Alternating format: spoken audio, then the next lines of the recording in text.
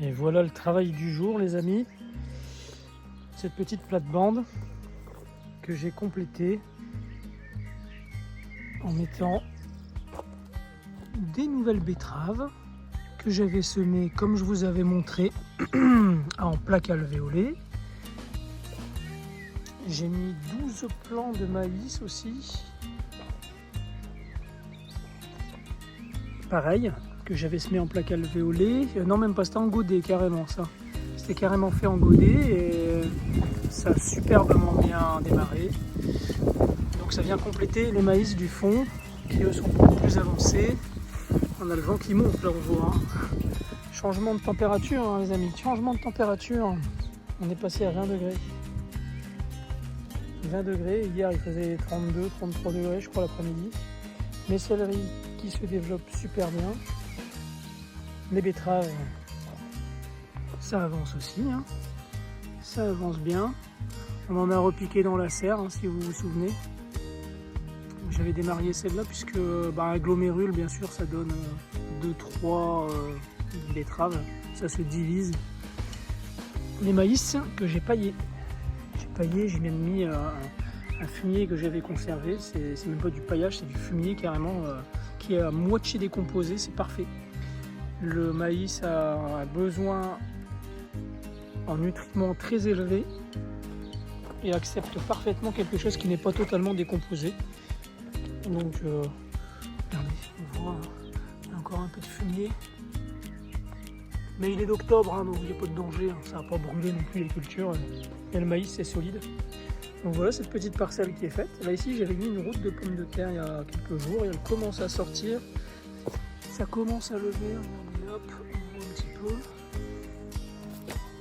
Voilà. J'ai buté aussi mes patates dans une terre horrible, vraiment l'argile, il faut vraiment le travailler à un moment précis, hein, sinon on se retrouve avec des blocs mais horribles. Et là j'ai travaillé au mauvais moment et je me suis retrouvé avec ça. Mais bon, l'année prochaine on fera autrement, hein. J'ai oublié d'enlever mon paillage, ça n'a pas aidé au réchauffement du sol et aujourd'hui on se retrouve avec une terre très peu praticable malheureusement. Les patates douces, ça continue son chemin. Tout va bien, le plant se développe tout doucement. Là ici aussi, là c'est la violette. Bon, les feuilles sont un peu colorées, mais bon, ça va quand même. Un plant de pommes de terre en seau, pareil, ça se passe bien. Et là ici j'avais mis des betteraves. C'est pareil, tout va bien. Les tomates, alors là, bon, on est en avance par rapport à tout le monde. Nous, on avait semé au mois de mars. Et voilà, on a des petites tomates flamme et bluche. Normalement, elles sont oranges à maturité. Et là, regardez, elles arrivent. Il y en a une qui arrive à mûrir. À ce pied-là, il n'y en a pas beaucoup, je crois. C'est encore uniquement des fleurs. Et là, on a de la montfavée. Attendez, hop, que je vous montre bien. La montfavée. On en a 3 belles, là, ici. Hein, qu'on va bientôt manger dans une quinzaine de jours, je pense, j'espère. Et là, ici, il y en a quelques-unes aussi, mais de l'autre côté, je crois, dans les voies. Regardez. Voilà. Donc les tomates, c'est pareil, ça pousse bien, c'est paillé. Vous vous souvenez, on avait mis par-dessus, on avait mis du compost pour réchauffer la terre. Les haricots, ça a énormément de mal parce que les limaces les ont bouffés, même si ça commence à grimper, j'ai vu là-bas par endroits, sur le grillage et sur les petits pois. Vous voyez les lianes, ça grimpe, ça y est, ça commence. Mais j'ai des trous et bon, honnêtement, c'est pas terrible pour les haricots, comparé aux petits pois qui eux sont au taquet, comme vous pouvez voir. Ça grimpe et il y a des gousses qui se sont formées, bien sûr. Regardez. Donc les petits pois c'est pareil, encore une dizaine de jours je pense et ça sera top. Dans la serre, ça va mieux, ça va beaucoup mieux. Les pastèques ici que j'ai transplantés dans une terre végétale. Et là ici, comme la chaleur a baissé, les plants se portent mieux.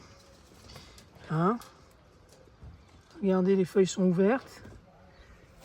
On a de la pastèque qui grandit. Regardez. Ah, il y en a une belle. Hein. Il y en a une belle. Je montre mon doigt pour qu'on voit un peu la différence de taille avec mon ongle. Regardez, il y a mon ongle ici. Voilà, c'est une belle petite pastèque quand même. Mignonne. Et ici, on a une aussi. Donc là, le pied, j'ai l'impression qu'il est en train de redémarrer, celui-là. Hein, il produit des jolis fruits. Celui-là, il fait des fruits aussi. Mais ça stagne un peu, je trouve. Alors, je ne sais pas s'il y a eu un mélange de chaleur, de sol qui leur a pas plu. Là, ici, le fruit, là, ne grossit plus beaucoup. Ça stagne et au fond, hein, je vous avais montré, regardez, il y a une tache jaune, ce qui n'est pas bon signe, ça veut dire que c'est en train de mûrir. Alors que c'est un mini fruit, quoi. C'est une mini pastèque, mais mini. Mais par contre, c'est pareil, le plant se porte mieux, là. Il se porte beaucoup mieux. La chaleur est partie. On a quoi? On a 25 degrés dans la serre. 25, 24 et demi. Et là, bah forcément, les cultures respirent un peu, même les pastèques, hein, vous voyez. Et au sol, on a 22 degrés. Est-ce qu'on voit bien? Je ne sais pas. On a 22 degrés au sol. La température du sol, c'est primordial pour les pastèques et les melons. On a quand même une petite pastèque qui démarre. Le reste dans la mini-serre n'a pas levé. Ça, c'est le dernier transplanté avec le premier que je vous ai montré. Pareil, je l'ai mis dans la terre végétale. Ces fleurs-là, les bidens, j'adore. Ce sont des magnifiques fleurs. L'année prochaine, j'en remettrai. Elles attirent vraiment bien les pollinisateurs. Et elles font vraiment très beau dans la serre. Je vous conseille vraiment les bidens. On va avoir des petites betteraves encore qui vont arriver bientôt. Qu'on avait semées en avril. Même avant, je crois même. Normalement, c'était avril, c'est ça. Encore quelques jours, hein, peut-être une dizaine de jours, et on va pouvoir en manger. Les melons, ça y est, ça commence aussi à se développer un petit peu. J'ai l'impression que le coup de chaud leur a pas plu. Et j'ai des melons de Lunéville qui arrivent. Regardez, ça c'est des melons que je vous conseille, ça. Melons de Lunéville. Je vous assure que c'est un melon aussi bon que le charentais. Il est beau aussi d'aspect, il est vraiment magnifique. Et c'est une culture très agréable à cultiver. Vraiment, je vous conseille. Les poivrons, ben, ça avance doucement. Il y a déjà même un petit poivron, regardez. C'est cool. C'est bien. Les petites betteraves qu'on a plantées, ben, les dernières feuilles sont mortes, mais ça c'est logique. Hein. Ça fait toujours ça quand on repique des betteraves et au cœur ça va reprendre. Enfin, espérons, hein, il y a toujours une chance que ça ne reprenne pas, mais espérons que ça redémarre. Et puis les courges qu'on a plantées dernièrement. Regardez, aujourd'hui, j'ai remis le fumier que j'avais enlevé. En fait, le fumier que j'ai remis, c'est du fumier que j'avais enlevé pour faire sécher le sol. Mais comme il est à moitié décomposé, je peux le remettre. Et puis de toute façon, les courges, c'est pareil, ce sont des cultures qui acceptent volontiers du fumier pas tout à fait décomposé et même du fumier frais. J'ai déjà vu des courges et des potirons pousser sur du fumier frais. Regardez, ça démarre bien. Franchement, les courges, elles attendaient que ça d'être mis en terre pour pouvoir démarrer. Elles sont vraiment belles. Là, c'est des potirons bleus régal de ma grand-mère, ces deux-là. Je ne sais pas ce que ça va donner, c'est une nouvelle variété que j'essaye. Ici, c'est un gris de Vendée ou quelque chose comme ça. Et là, nous avons des courges sweet dumpling que je vous recommande chaudement. Alors, c'est pas des courges pour faire de la soupe, hein, c'est des courges pour déguster avec une petite pomme de terre, ce genre de choses. Et honnêtement, wow, c'est vraiment succulent. Ça a un petit goût de châtaigne. C'est vraiment une tuerie. Je vous conseille vraiment. Les courgettes, ça grandit doucement. Je sais pas, ça se précipite pas les courgettes. Honnêtement, cette année, je trouve que il y a des petites courgettes qui arrivent, mais c'est pas folichon. Ça va peut-être démarrer d'un seul coup, hein, je ne sais pas. Alors, il faut vraiment se battre pour les voir d'ailleurs. Pourtant, j'ai mis tout ce qu'il fallait, du lombricompost, j'avais mis de la terre végétale. Il y en a une belle ici, quand même. Il y en a quand même une belle.